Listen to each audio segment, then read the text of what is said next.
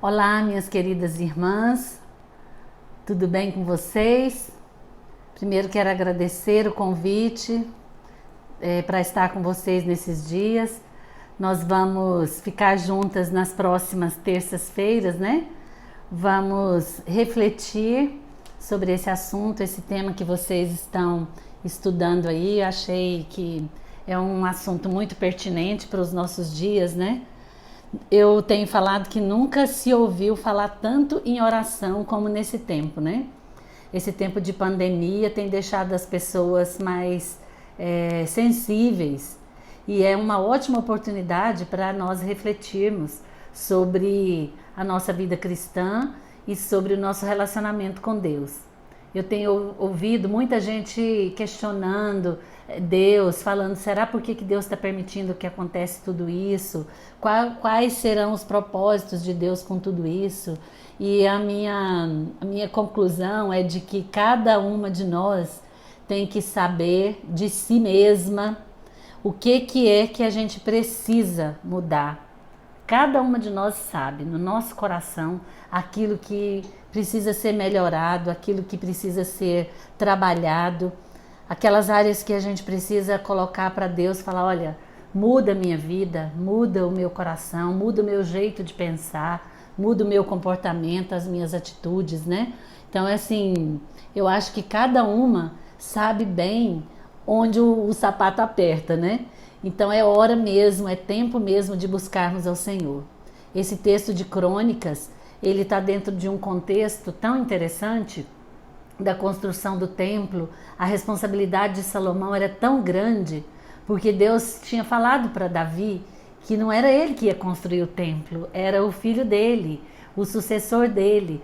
Então a gente sente a responsabilidade de Salomão aqui na construção do templo, né? E quando ele chega no capítulo 7 do livro das Crônicas, no segundo livro das Crônicas, quando ele fala esse texto, se o meu povo se humilhar, né? Esse texto que nós vamos refletir, ele já anteriormente, ele já teve um relacionamento com Deus assim maravilhoso. A oração que ele faz no capítulo 6 é uma coisa impressionante. Quando ele termina ali, que ele vai consagrar o templo, que ele chega para Deus e ele fala tantas vezes no capítulo 6, ouve o clamor do povo, meu Deus, ouve o clamor. Eu sei que o Senhor não precisa de templo feito por mãos humanas para habitar, mas o Senhor vai habitar nesse templo e aqui nós vamos buscar ao Senhor. O povo vem aqui, o povo virá aqui para buscar o Senhor. Então, ouve a nossa oração, ouve a oração do povo. E o que eu acho mais interessante é que no pedido dele de ouve a oração do povo, ele pede perdão o tempo todo, ouve e perdoa. Ele nem cita os pecados do povo, mas ele sabe que o povo peca. Ele sabe que ele próprio peca. E nós também sabemos disso. Nós também sabemos que pecamos. Nós também sabemos que temos cometido falhas diante do nosso Deus. E nós sabemos também que nós precisamos melhorar muita coisa. Então, quando ele fala assim, ouve as súplicas do teu servo e de Israel, o teu povo, quando orarem voltados para este lugar, quando houver fome na terra, quando houver praga no país, ferrugem, mofo, gafanhotos peregrinos e gafanhotos devastadores, ou quando inimigos sitiarem as cidades, quando em meio a qualquer praga ou epidemia, está no versículo 28 do capítulo 6. Uma oração ou uma súplica por misericórdia feita por um israelita ou por todo Israel, teu povo, cada um sentindo as suas próprias aflições e dores, estendendo as mãos na direção deste templo, ouve dos céus o lugar da tua habitação. Perdoa e trata cada um de acordo com o que merece, visto que conheces o seu coração. Sim, só tu conheces o coração do homem. Olha que interessante. Salomão que fala para Deus, olha, por acaso aparecer gafanhoto na terra? Gente, esses dias apareceu uma nuvem de gafanhoto na Argentina. e chegou até no sul do Brasil, né? Parece que Salomão sabia mesmo das coisas. A epidemia está aqui, não é nem epidemia, é uma pandemia no mundo inteiro, né? Se houver praga, se houver fome, se houver seca demais, por favor, Senhor, ouve a oração do seu povo e perdoa os pecados deles. Olha que interessante. Muito, muito mesmo. Ele pede a Deus assim, se quando o estrangeiro estiver passando por aqui e precisar de acolhimento, ouve a oração do estrangeiro. Isso tudo, Salomão está no templo, na consagração do templo, fazendo essa oração a Deus. Então eu aconselho vocês a que leiam o capítulo 6 de Crônicas, tá bom? Aí quando chega no 7, que é a dedicação do templo, ele começa assim que Salomão acabou de orar, desceu fogo do céu e consumiu o holocausto e os sacrifícios, e a glória do Senhor encheu o templo. Minhas irmãs, quem é o templo do Senhor hoje? Nós somos templo do Espírito Santo. Deus habita em mim, Deus habita em você. É tempo de nós buscarmos ao Senhor para que a glória dele encha a nossa vida. Para que nós tenhamos tanto prazer em estar com Deus, Deus faça tanta parte de nós, que as outras pessoas vão olhar para nós e falar assim, ali tem uma coisa diferente mesmo. Essa pessoa tem algo especial na vida dela. E essa frase, que ele é bom e o seu amor dura para sempre, que tem aqui, fala assim, no versículo 3, quando todos os israelitas viram o fogo descendo e a glória do Senhor que enchia o templo, eles se ajoelharam no pavimento, rosto em terra, adoraram e deram graças ao Senhor, dizendo, ele é bom, o seu amor dura para sempre. Nós temos vários salmos que repetem isso, que Deus é bom e a sua misericórdia dura para sempre, não é? É uma frase que a gente podia repetir todo dia quando a gente acordasse. Deus é bom, Deus é muito bom e a sua misericórdia dura para sempre. E aí ele vai fazendo a dedicação das coisas lá do templo, fala que durante 7 dias Salomão com Israel celebrou a festa, e uma grande multidão vinda desde Lebo-Amate até o ribeiro do Egito. Eu fui olhar no mapa, onde é esse Lebo-Amate e onde é o Egito, é muito longe, é muito longe. É como se tivesse vindo gente lá do Nordeste para cá, para Goiás. É uma distância enorme, veio gente de tudo que foi lugar para adorar ao Senhor no templo. Uma coisa linda, né? É tempo de voltarmos nossos olhos ao Senhor. E aí Deus aparece a Salomão, fala com ele e fala para ele assim, ouvi a sua oração, Salomão. Eu ouvi o que você pediu e escolhi este lugar para mim como um templo para sacrifícios. Se eu fechar o céu para que não chova, igual você falou, ou mandar gafanhotos para devorar o país, ou sobre o meu povo enviar uma praga, como você falou na sua oração, porque Salomão é que pediu isso para Deus. Salomão falou, olha, se tiver muita seca, se tiver muito gafanhoto, se tiver muita fome, ouve a oração do povo. E aí Deus falou, se o meu povo, que se chama pelo meu nome, se durante toda essa tempestade aí, de gafanhoto, de praga e de tudo, o meu povo se humilhar e orar, buscar a minha face e se afastar dos seus maus caminhos, dos céus o ouvirei, perdoarei o seu pecado e curarei a sua terra. De hoje em diante os meus olhos estarão abertos e os meus ouvidos atentos às orações feitas neste lugar. Escolhi e consagrei este templo para que o meu nome esteja nele para sempre. Meus olhos e meu coração nele sempre estarão. Que coisa maravilhosa! E se você andar segundo a minha vontade, como fez o seu pai Davi, e fizer tudo o que eu lhe ordeno, obedecendo aos meus mandamentos, os meus decretos e as minhas leis, firmarei o seu trono conforme a aliança que fiz com Davi, seu pai, quando eu lhe disse, você nunca deixará de ter um descendente para governar Israel. Então Deus está aqui falando para Salomão, olha, se vocês fizerem tudo isso, eu vou cumprir a minha promessa, você será muito abençoado. Vou cumprir a promessa que eu fiz ao seu pai e agora eu estou prometendo para você também. Mas se vocês se afastarem de mim e abandonarem os decretos e os mandamentos que eu lhes dei e prestarem cultos para outros deuses e fizerem toda essa coisa aí de me desobedecer e adorar outras coisas, o que eu vou fazer? Vou deserdar vocês. Eu não vou olhar para vocês e lançarei para longe da minha presença esse templo aí, que eu consagrei ao meu nome. Eu vou fazer com que ele se torne objeto de zombaria entre todos os povos. As pessoas vão passar aí e vão debochar de vocês, vão rir de vocês. Então, olha, a palavra de Deus é muito séria, muito dura, né?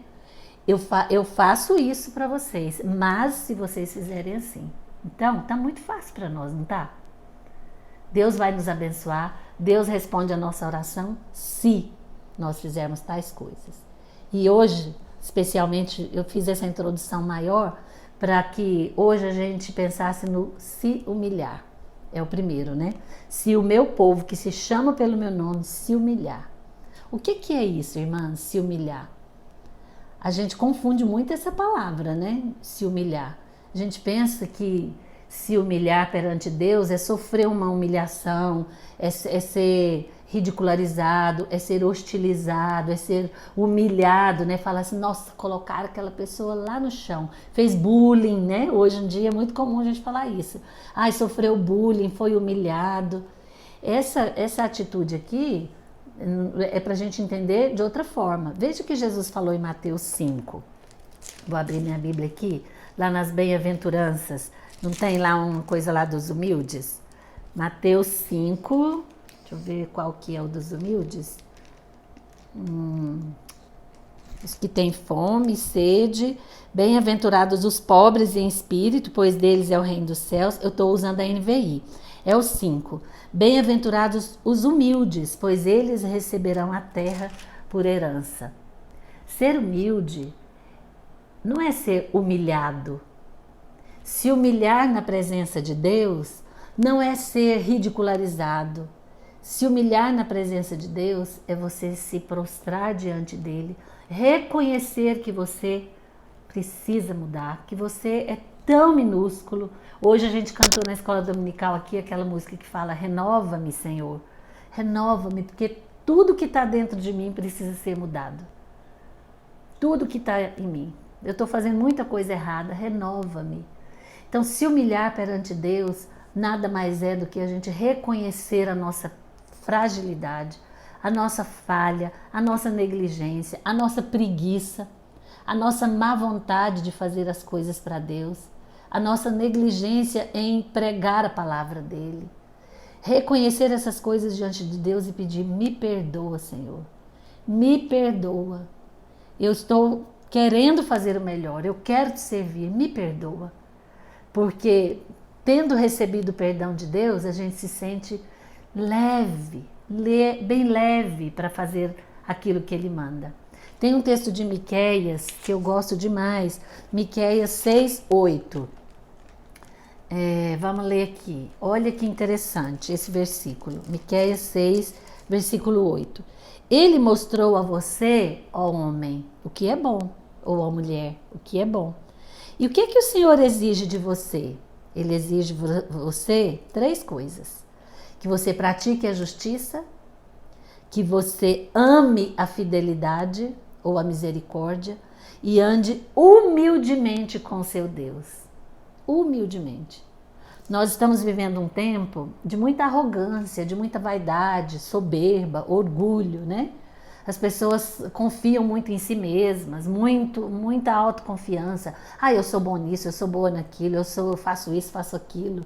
E se esquecem da dependência de Deus. O que ele está falando aqui, Miqueias está falando, ande humildemente com o teu Deus. O meu marido tem uma forma de falar assim, que às vezes ele tem uma luta com Deus assim: Senhor, me faça ser uma pessoa humilde, mas não me humilha não. É mais ou menos isso, né? Me faz uma pessoa humilde, piedosa, uma pessoa que reconhece as suas falhas, que não é digna de nada. Me faz assim, mas não me humilha, não me faz me sentir humilhado, né? Mas não é isso. Deus não quer humilhar ninguém. Ele quer que a gente tenha uma atitude de dependência dele, de chegar na presença dele e falar: olha, Deus, eu preciso realmente do Senhor, me ajuda. E o outro texto que eu quero ler com vocês é de 1 Pedro 5. Vamos pegar um do Novo Testamento, né? Pedro, não é o máximo Pedro falar em humildade? Tendo Pedro sido aquela pessoa, aquele discípulo, a gente sabe, ele era um pescador, era simples, era um homem humilde, sem muita cultura, mas Pedro era corajoso, não é? Ele tinha uma postura, uma atitude de perguntar, de questionar. E Pedro, quando escreve essa carta aqui, ele fala uma coisa muito interessante. 1 Pedro capítulo 5, do 6 ao 11, diz assim, ele está falando uns conselhos para os presbíteros e aos jovens. Ele fala assim: portanto, humilhem-se debaixo da poderosa mão de Deus, para que ele os exalte no devido tempo. Isso lembra o quê? Aquela palavra de Jesus, lá em Mateus. Aquele que se humilha será exaltado. Quem se exalta vai ser o quê? Vai ser humilhado. Então Pedro está dizendo aqui: portanto, humilhem-se diante da poderosa mão de Deus para que ele os exalte no tempo devido. Lancem sobre ele toda a sua ansiedade, porque ele tem cuidado de vocês. Lance a sua ansiedade de medo da pandemia, de medo da Covid. Lance a sua ansiedade perante Deus, para que ele cuide do seu coração. Estejam alertas e vigiem. O diabo, o inimigo de vocês, anda ao redor como leão, rugindo e procurando a quem possa devorar. Ele não desiste, né, gente? Ele não desiste. Ele quer nos devorar, ele quer nos derrubar. E Pedro está dizendo: resistam-lhe permanecendo firmes na fé, sabendo que os irmãos que vocês têm em todo o mundo estão passando pelos mesmos sofrimentos. Eu acho essa palavra tão apropriada. Não vamos pensar assim, ser vaidoso, orgulhoso, arrogante, né? Achar que a gente é melhor do que os outros. Ah, não, aqui já morreu só 120 mil pessoas. Nós estamos muito em condição de bater papo, né, gente? Coitados de nós aqui no Brasil. Nós somos o segundo país com maior número de mortes no mundo. Então, Pedro está dizendo aqui: não se deixem levar pelas artimanhas do inimigo. Permaneçam na fé, do mesmo jeito que vocês têm irmãos em todo mundo. Em todo mundo, na África, na Ásia, nas Américas, na Austrália, no gelo, no calor, todo lugar do mundo há irmãos nossos que estão passando pelos mesmos sofrimentos. Então nós vamos juntos permanecer na fé, nesse Deus que nós cremos. O Deus de toda graça, que os chamou para a sua glória eterna em Cristo Jesus, depois de terem sofrido durante pouco de tempo, os restaurará, os confirmará, lhes dará forças e os porá sobre firmes alicerces. A ele seja o poder para todo sempre. Amém. Essa é a palavra de Pedro a nós. Humilhem-se perante a potente, poderosa mão de Deus. E ele, a seu tempo, nos restaurará e trará a nós o consolo, trará a nós o descanso que a gente tanto busca. E para terminar, queria lembrar o texto de Jesus em Mateus 23, 12, que também ele fala, é esse que eu citei. Jesus está dando uma bronca nos discípulos aqui. Ele está condenando as atitudes hipócritas dos fariseus. Vocês pregam isso, mas vocês não vivem. Vocês dão dízimo disso e disso, mas falam mal dos outros. Mas vocês não têm bom testemunho. Vocês são hipócritas. Vocês não são crentes verdadeiros. Jesus fala coisas pesadas para eles. E aí ele fala: pois todo aquele que a si mesmo se exaltar será humilhado. E todo aquele que a si mesmo se humilhar será exaltado. Então, voltando lá para Crônicas, minhas irmãs, se o meu povo, que se chama pelo meu nome, se humilhar, reconhecer que precisa de mim, eu vou abençoar esse povo. Eu vou fazer com que esse povo prospere. Vou responder a oração desse povo. Confie nisso. Confie nessa promessa. Na próxima semana a gente vai falar a próxima atitude, né? Se o meu povo, que se chama pelo meu nome, se humilhar, orar, me buscar de todo o coração. Então se humilhe de todo o coração na presença de Deus. Confesse a Ele seus pecados e peça a Ele para te revigorar, para te dar ânimo, para que você possa se alegrar na presença dEle. A vida abundante que Jesus prometeu é para agora. Não é para depois que a gente morrer, não. Nós podemos ter vida abundante agora. Confesse seus pecados, peça perdão e vamos viver a vida abundante que Jesus prometeu. Amém? Até semana que vem.